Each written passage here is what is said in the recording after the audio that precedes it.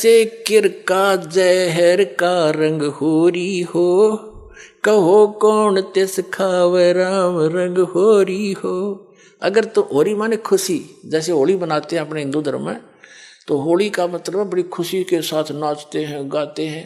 कहते हैं यह तो है नकली होली, असल खुशी तो उनको होगी जो परम पिता परमात्मा कबीर जी की शरण में आकर विधिवत भक्ति करेंगे, सारे सुख रहेंगे, कदे आनी ना हो। कहते समर्थ का शरणाग हो रंग होरी हो, कदे न हो ए काज राम रंग होरी हो। अब क्या बताते हैं कि जैसे किरका जहर का रंग होरी हो, कहो कौन तिस खावे राम रंग होरी हो।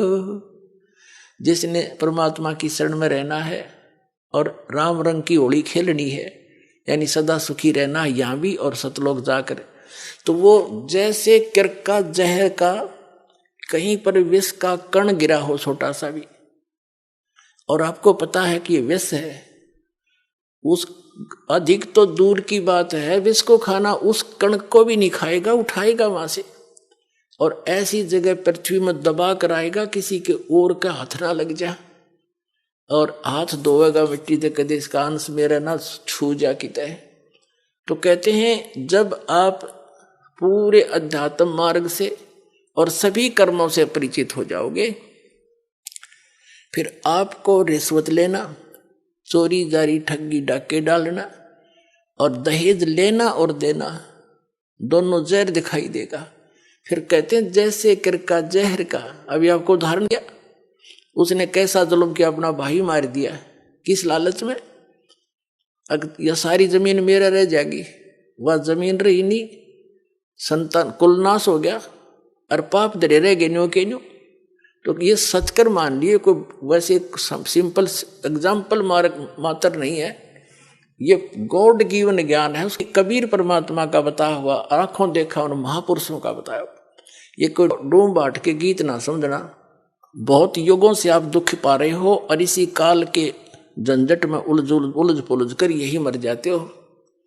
तो क्या बताते हैं, जैसे किरका जहर का, एक भी किसी का पाई भी लेना, बिल्कुल आपको विष दिखाई देगा। फिर कौन खाओगा उस विष को, कि तुमने उस दरगाह का मैल नहीं देखा और धर्मराज के तिल तिल का देखा, हर पाई पाई का हिसाब होगा वहां पर।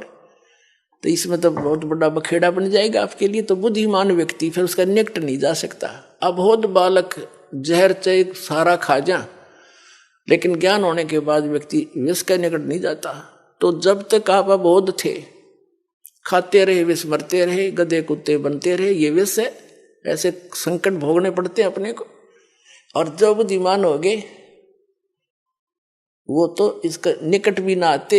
जैसे भक्ति के मार्ग में बहुत ही सीमित सामान लेकर चलना चाहिए। ये परमात्मा स्वयं आकर के भक्ति दृढ़ करते हैं कबीर परमेश्वर जी। सर नमस्कार। सत साहेब सर। सर क्या नाम है आपका? सर मेरा नाम सुरेश व्यास है। सुरेश जी कहाँ से आए हैं आप? सर मैं इंदौर एमपी से आया हूँ सर। सर मान लेते हैं कि आपको आध्यात्मिक ज्ञान हुआ, ज्ञान होने के साथ भी साधक ये चाहता है कि उनको आध्यात्मिक ज्ञान के साथ साथ शारीरिक लाभ भी मिले, मानसिक लाभ भी मिले, आर्थिक लाभ भी मिले। तो आपको संत रामपाल जी महाराज से जुड़ने के बाद क्या लाभ मिले? सर जिस वक्त मैंने नाम उपदेश लिया 6 सितंबर 2013 को, सर ये बिल्कुल सच कर मानिए कि मैं तो बरवाला आश्रम में ही था और वहीं से मुझे अपने फ़ायदे शुरू हो गए। मैं वहीं पे था और मैंने घर पे फ़ोन लगाया, फ़ोन पे जानकारी मिली कि मुझे गांव से जो अभी तक पैसा नहीं मिलता था खेती बाड़ी से, वो मुझे सहयोग राशि मिली और मैं बहुत प्रसन्न हो गया। और उसके बाद मैं घर पे आया भगत जी। सर उसके बाद में कम से कम जिस जगह में, जिस फैक्ट्री में सर्विस करता था, वहाँ पिछले 6 वर्ष से मेरा प्रमोशन नहीं हुआ था। और संत हमारे गुरुदेव रामपाल जी महाराज जी से नाम उपदेश लेने के बाद में 3 महीने के अंदर उसी व्यक्ति ने मेरा प्रमोशन फॉर्म भरा जो मेरे 6 साल से प्रमोशन नहीं कर रहा था। सर ये मुझे दूसरा बहुत बड़ा लाभ मिला जिसको प्राप्त करके मैं बहुत प्रसन्न हुआ। मेरे घर परिवार में भी सबको खुशी हुई। उसके बाद सर कि लगातार लाभ होते रहे। आर्थिक रूप से मेरे परिवार में जो मुझे तंग हाली चलती थी, उसके बाद में मैं थोड़ा समृद्ध होने लगा, बच्चे सर्विस करने लग गए और बच्चों के लिए जो मैं संबंध के लिए, शादी ब्याह के लिए भटक रहा था, परेशान हो रहा था पिछले 3-4 सालों से, तो मैंने परमात्मा संत रामपाल जी महाराज जी के चरणों में अरदास लगाई। संत रामपाल जी ने आशीर्वाद दिया कि जा हो जाएगा। सच कर मानिए सर कि उसके बाद में विदिन 6 महीने के अंदर दोनों बच्चों के संबंध हो गए और दोनों बच्चों का एक ही साल में बहुत अच्छे से संबंध हुआ, बहुत अच्छे से शादियां हुई, जो सब लोगों ने देखा और आश्चर्य किया। और लोगों ने मुझे बताया कि कुछ भी हो सुरेश जी, आप तो जिस गुरु जी के चरणों में गए थे, आपके वहाँ से बहुत बड़े बड़े फायदे हो रहे हैं। सुरेश जी, सबसे आश्चर्यजनक बात पता है क्या है? जब हम संत रामपाल जी महाराज के अनुयायियों से बात करते हैं तो 80% लोगों ने ये कहा है कि जब से उन्होंने संत रामपाल जी महाराज से नाम दीक्षा ली है, उन्होंने नशा छोड़ दिया है। 20% लोग नशा करते ही नहीं थे पहले से ही। क्या आप ये बात मानते हैं कि संत रामपाल जी महाराज से नाम दीक्षा लेने के बाद व्यक्ति नशा छोड़ देता है? बिल्कुल सर जी, बिल्कुल 101% में मानता हूँ। ये दास के साथ भी हुआ। मैं पहले नशा करता था, तम्बाकू खाता था, कभी कभी सिगरेट भी पिया करता था। पिछले 30 साल तक मैं लगातार मैंने तम्बाकू खाई। लेकिन जिस वक्त मैं बरवाला जा रहा था नाम उपदेश लेने के लिए, रास्ते में मैंने हमारे उज्जैन के आगे नागदा जंक्शन आता, वहाँ पे तम्बाकू खाई एक बार और गुटखा की पुड़िया फेंक दी।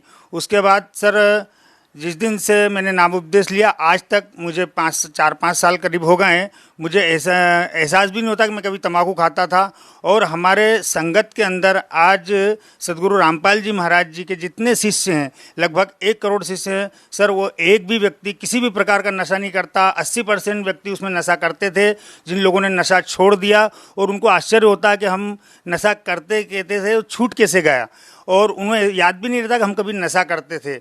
और आज सर जी एक व्यक्ति की तम्बाकू छुड़ाने के लिए गवर्नमेंट ने लाखों प्रचार प्रसार किए, कई संतों ने किए, कई दवा दारू वेद हकीमों ने भी कोशिश की कि आप हम नशा छुड़वाते हैं, शराब का नशा छुड़वाते हैं, भंग तम्बाकू दारू का नशा छुड़वाते हैं, लेकिन इसके आज तक कोई रिजल्ट नहीं आया। लेकिन एक संत रामपाल जी महाराज हैं हमारे भारतवर्ष में कि उनकी संगत का एक भी सदस्य, एक भी शिष्य, चाहे वो बहन हो चाहे भाई हो, पहले जो नशा करते थे उनने सबने छोड़ दिया, जो नशा नहीं करते थे वो तो करते ही नहीं थे। आज 1 करोड़ सदस्यों को नशा छुड़वाने वाले भारतवर्ष में एकमात्र संत रामपाल जी महाराज जी हैं। बहुत बहुत धन्यवाद। जी सर, धन्यवाद सर साहेब जी।